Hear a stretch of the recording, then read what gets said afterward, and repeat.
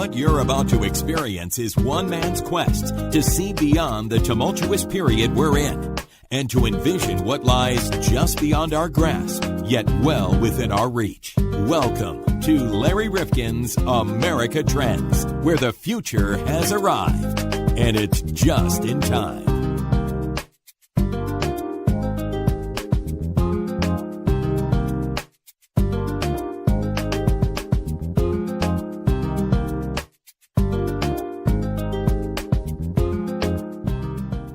Hi, I'm Larry Rifkin.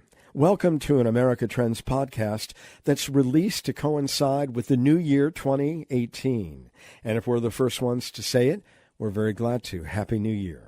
And while we stargaze into the future of society and politics, often dealing with trends many years in the making, let's concentrate in this special episode on 10 disruptive predictions for the year 2018. Now, to provide them is Dr. Tracey Wilen.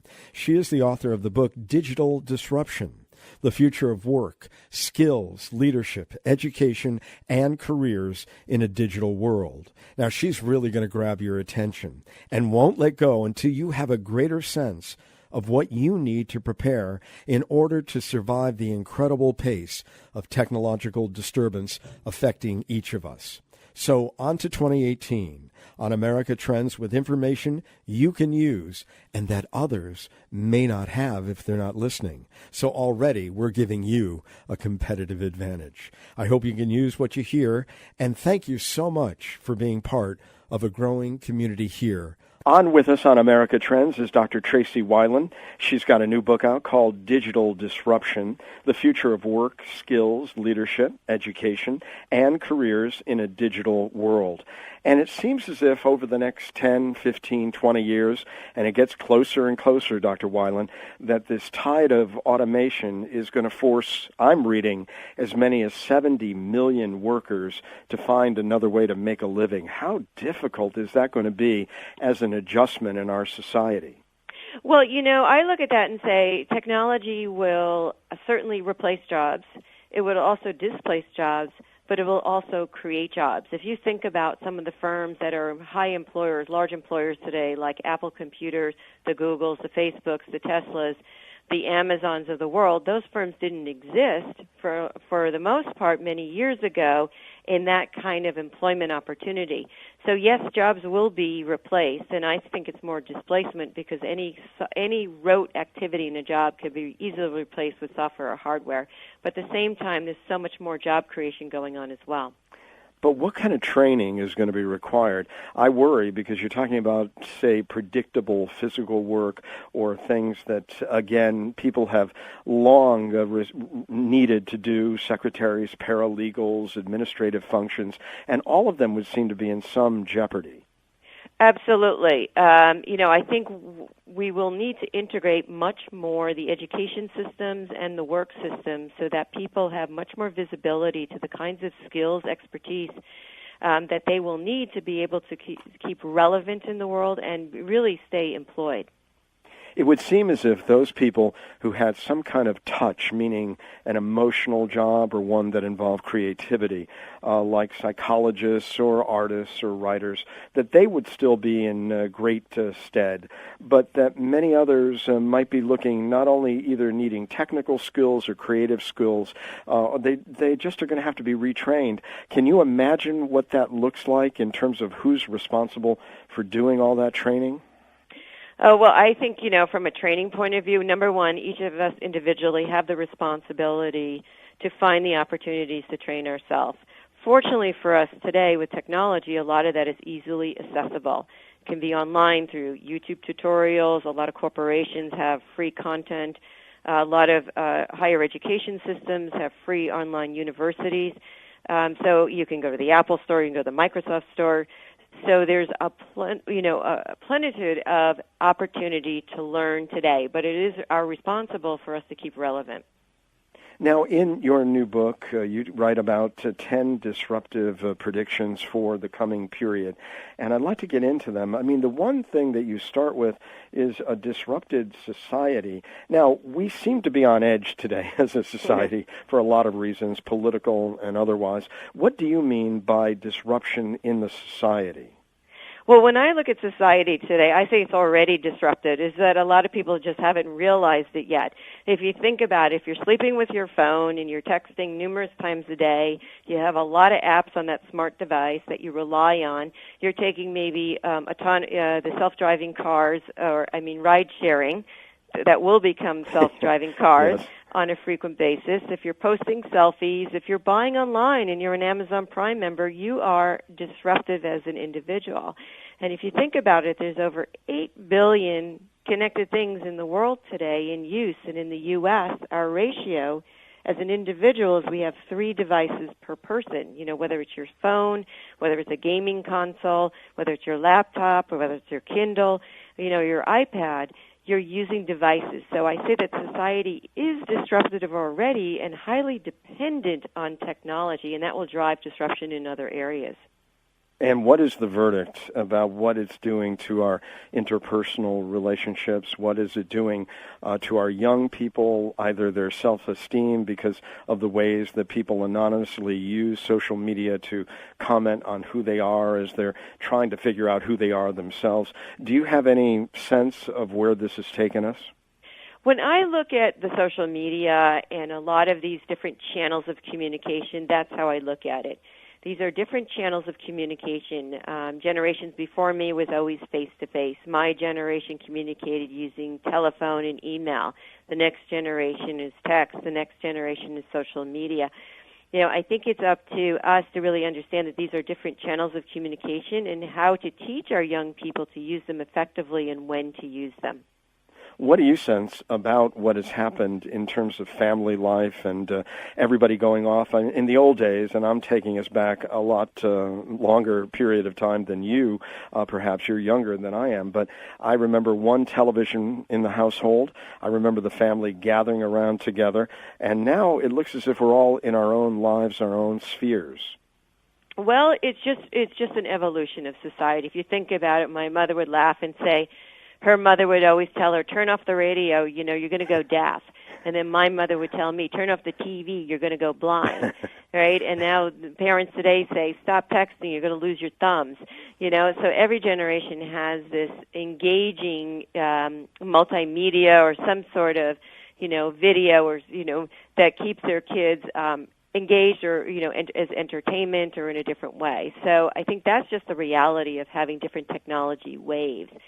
In terms of the family life, parents tell me you have to still focus on the family. That hasn't changed, and many families say that they structure days with their kids in the same way that their parents did with them. It's just different things, different games, different times for studying, different times for reading, and different family time.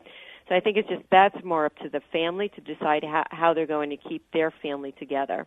When you talk about the society being disrupted by all of this technology, you also remind us that this affects every sector of our being, whether it's business, retail, education.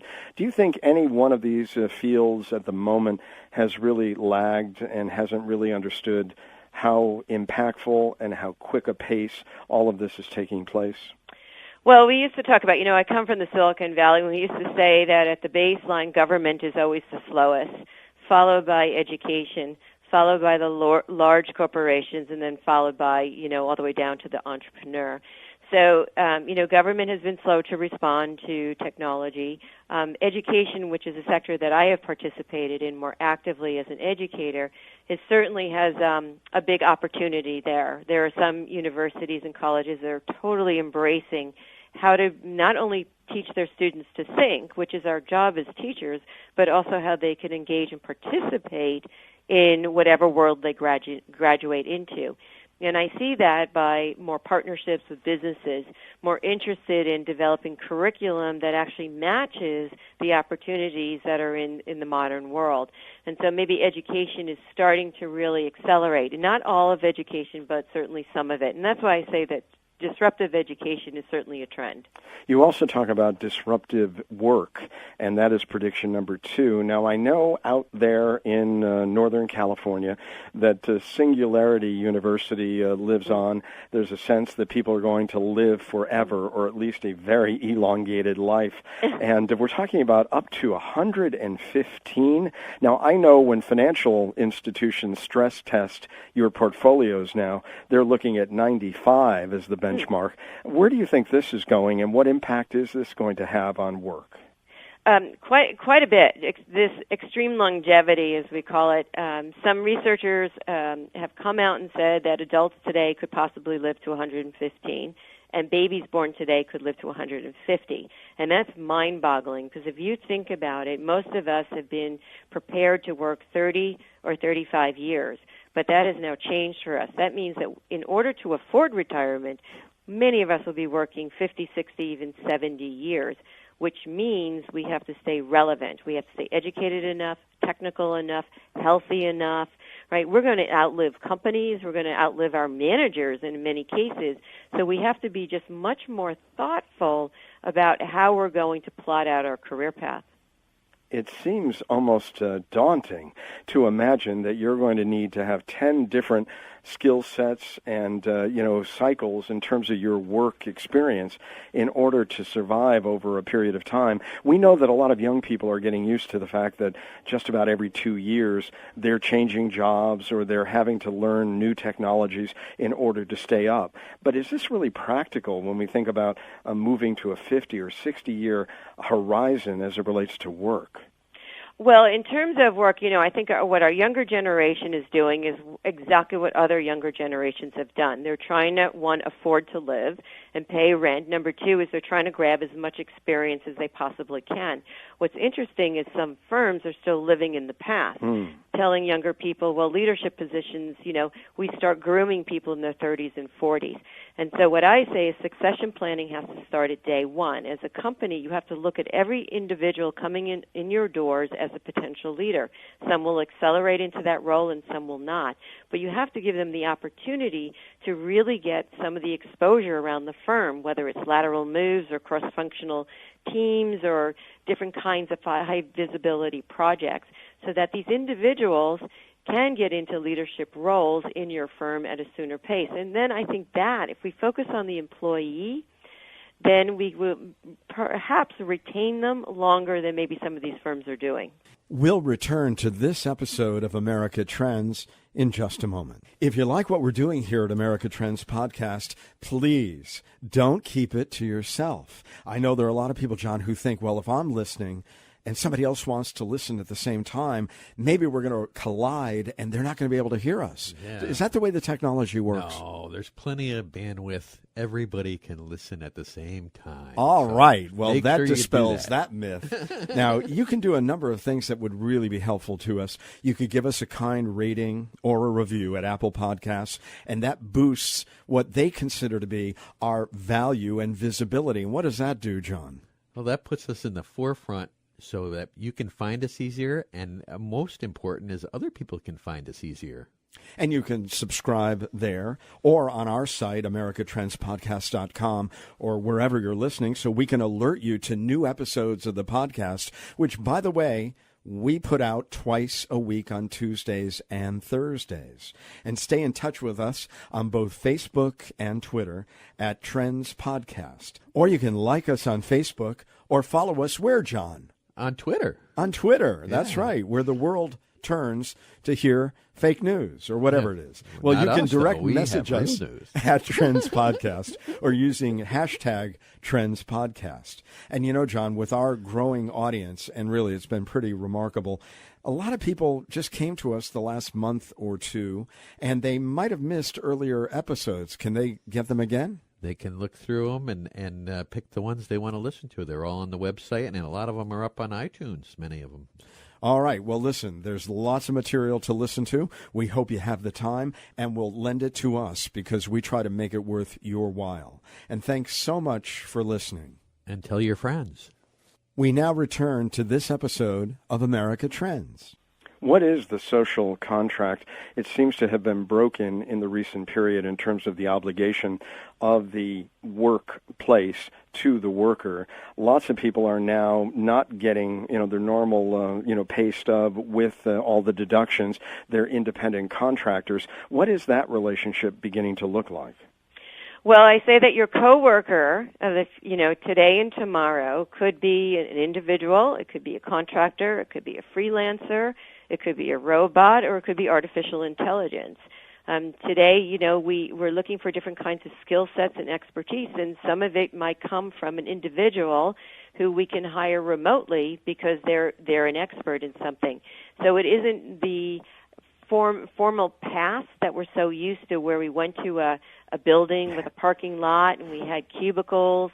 Today it's very distributed teams, and we're looking for teams of experts because really it's a very volatile, uncertain, complex world today that we have to stay competitive. And so it's really all about skills and expertise, and where can I find it? And it could be anywhere in the world today. How are the various generations doing working together? A baby boomer with a millennial, and if we expand this out many years with people staying in the workforce longer, what does that suggest in terms of learning styles and people coming with a different frame of reference and yet joining into some of these clusters within companies? Oh, it's already happening.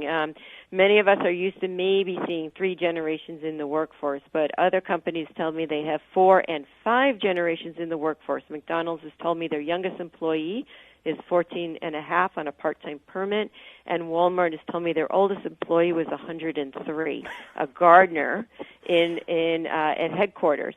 And so many companies are already dealing with 5 generations in the workforce. And what that means as a leader is, wow, I have to deal with every generation has a different idea about work. Every generation has a different idea about leadership. Every generation brings in a different kind of technology. So how am I going to manage all of this complexity? And that requires a different kind of leader, a disruptive leader. You have to think about managing and leading companies in a very different way.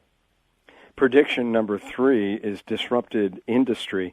So if work is being disrupted in the ways that we just discussed, what's happening as it relates to the various sectors in which they're working? Well, if we just look around us, as I mentioned earlier, the ride-sharing, the Lyfts of the world, the Ubers of the world. I mean, Uber is one of the largest transportation companies in the United States, but they don't even own a car. And Airbnb, everyone is now comfortable with actually renting a hotel space from them, but they really don't have a hotel room. And if you think about Amazon, it's like one of the largest retailers, completely online until very recently, where they're now, having some storefronts being built. So if you think about it, those industries that we took for granted have already changed. And what's coming on the horizon is the autonomous car. And I look at that because I remember it was in Silicon Valley, and it was at that time, it was just Apple and maybe Ford. And now it's Volvo, now it's Intel, and and Tesla and Lyft and Uber. I mean, there's like 40-some-odd companies coming out with autonomous cars. So it's not even just the auto industry. It's not even just the software industry. It's the chip industry. So every industry is now getting into each other's business and really disrupting it in very different ways that we didn't expect. Speaking of autonomous cars, what's somewhat cruel in my mind is the notion that a lot of people during the 08-09 dislocation in our economy, they went into the driving fields because they were pushed out of other fields. And the driving sector is the largest in many states for men. And now they just went in and they started driving Uber or Lyft or a truck or whatever it may be, and they're going to be forced out of that before we know it. Right, which is why we have the responsibility to really look and say what kind of other experiences and how do I keep developing myself so that I'm always absolutely relevant. Now, maybe I worked in the automotive industry, maybe I'm a driver. What is it that I can do? Can I get involved with the new autonomous cars? Because if you think about the number of jobs that industry will create, because you need to lay out roads differently. You need to have people to design the cars, to repair the car, to design the different kinds of tires or all the technologies to put in the car, new insurance. I mean, if you think about the trickle effect that these industries will create, there'll be a lot more jobs. but it's really up for us to think about how can I stay relevant so I can always get on top of this curve. When we think about the pace of the change that you and I are talking about in industry, when we went from the agricultural revolution to the industrial and now to the technological, I mean, how do we look at the warp speed at which things are changing, putting it into perspective as to the other major changes that have taken place in our economy over time? Well, just to your point, the first revolution was moving from agriculture to, industry. And you think about the farmers at that time, what they must have been thinking about, oh, my God, I only know how to plant seeds, or crops, and how am I going to work in a factory, right? And you move machines, and then you have the transportation era, right? And all of a sudden now we have airplanes and high-speed trains, and then you have the software hardware era. It's really the hardware era, the Apple computers of the world, the Intels of the world, the Oracles of the world. All of a sudden we have databases and mobile devices. So every few years, they say we're in our fourth industrial revolution now, we have a major shift. And through every shift, society has had this pressure to change and adapt and has been successful. Prediction number 4, disruptive leadership. So if the industry is changing and the workers are all finding that they've got to adjust, obviously the types of people who are leading these organizations have to have a different skill set. Explain what they're up against. Yeah, I think that as a leader, you have to really look at the workforce differently. If you look in the past, we had the very hierarchical firm, the military-based kind of firm. The manager was the all-empowered, the know-it-all. The CEO is only one. Sometimes now we have co-CEOs, and the COO is just as important as the CEO. So we had people who would tell us what to do. But today, we can't afford to do that because one person can't do it all. So what many companies would tell me, it's like living in a VUCA world, volatile, uncertain, complex, and ambiguous, which is an Army War College term really meaning what it's like to be under fire every day like a first responder. And that's what executives are telling me. Leading a company today, it's like being under fire because you just never know when those Airbnbs or Uber are going to emerge, and eat your lunch. So as a leader, now we have to think about, how do I develop an entrepreneurial employee, the one who will be the CEO of their job, come in every day and say, you know what, a year from today, my job today will look completely different because I'm going to manage it like a CEO. So I'm going to keep up on the competition. I'm going to be more strategic. I'm going to look for opportunities to grow the firm. And so that means really focusing on employees and giving them insights and visibility maybe that we didn't offer in the past. And so I think leaders have to be much more transparent about, their business and really walk the talk and help the employees, really achieve their true potential. It reminds me, I was watching the series Billions, and Bobby Axelrod, who is the nemesis to the U.S. attorney, played by Paul Giamatti, and he had a line that said, these folks had left his firm and gone out to another, and he said, these folks know everything they know, I taught them. But I didn't teach them everything I know. And so the question is, what is it that a leader now needs to impart? And how do they not feel threatened because certain people are coming into their companies who are entrepreneurial, who do have a different mindset, who are from another generation? How do they look upon them as partners rather than looking upon them as that young upstart who may take my job? Well, I think that's the attitude thing. I always wanted to hire teams that were smarter than me in different areas because you definitely can't move ahead unless you respect and take the input from your team. And so I think that takes a different kind of leader to be able to say, I need to delegate. I need to find very qualified and intelligent team people to work for me. And then number 3 is it is all about a team today. It isn't about an individual running the show anymore. It's about having someone who can lead a high-performing team. And so I think that's the difference today of a leader is that, if you're competing with your teammates, you're not really going to be able to move ahead yourself. So I think you have to learn how to embrace really smart people, put them on track, and encourage them to grow. Is that why you say, as prediction number 5, that women as disruptive leaders really have a lot to offer going forward? Well, they do, and I think the time is certainly right for women. There is a pipeline of women, and they're highly intelligent. And in my research, which I've done quite a bit on women, is they are very skilled, very educated, and have the modern-day leadership skill sets that are required for modern-day firms, which is collaboration, trust, employee engagement, driving teams, strategic, seeing the big picture.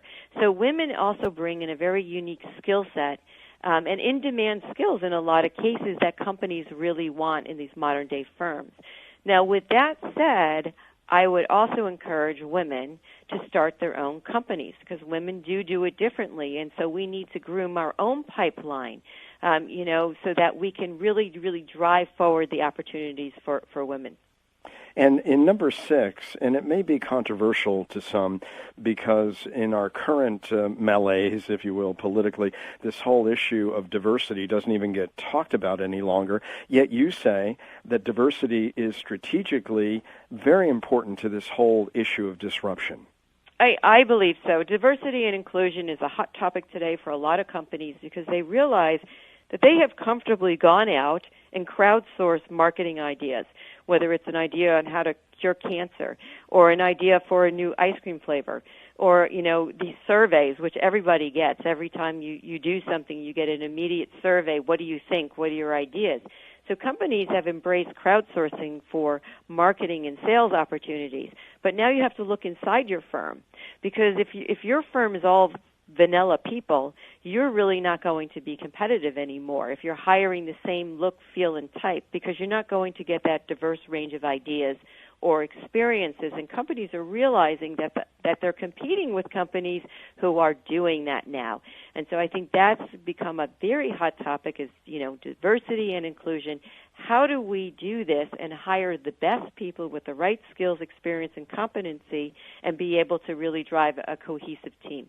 If we could take together prediction 7 about disrupted careers and disruptive skills, which is prediction number 8, and put those together when we're taking the longer view as opposed to a job, what do we need to look at throughout our lives? So, well, number one with careers is I think, you have to take ownership of your career. In the past, a lot of people relied on the company to manage their career for them. So I think you have to own your own career. In terms of the skills in owning your own career is one is reading, writing, math, technical fluency, communication, and teamwork. Those don't go away. Now you have to think about what are some of the other skills that I need to develop. It might be, for example, we live in a data-rich world. How do I make sense of the data? How do I understand that? How do I use data today like a data scientist to be able to make predictions about my customer base and find patterns? So how do you learn that? Well, you might be able to make a lateral move at work. You might be able to join a cross-functional team, or you might be able to take a class on something like that so that in addition to your core skills, you have other skills that can really keep you ahead. You also talk in prediction number 9, disrupted education, and you talked about that as being one of those institutions very slow to change. But obviously everything we've been talking about suggests that we need to be prepared in a different way for this longer, more interesting, and yet more challenging life that many are going to live. Yes, and and I as an educator, I see that we need to deliver students to the world who can think, who can work, who can create new industries for us, and to continue their own relevancy by lifelong learning. And so what I do see change happening, whether it's industry partnerships with colleges and universities. I've even seen partnerships now. Oracle, for example, has a design technology public high school being built on their campus. So I see a lot of ways that education systems and industry are trying to figure out how do we together tackle this new landscape so that we do continue to produce highly qualified students in the world. And some people are turning away from technology, saying it disrupts the relationship between teacher and student.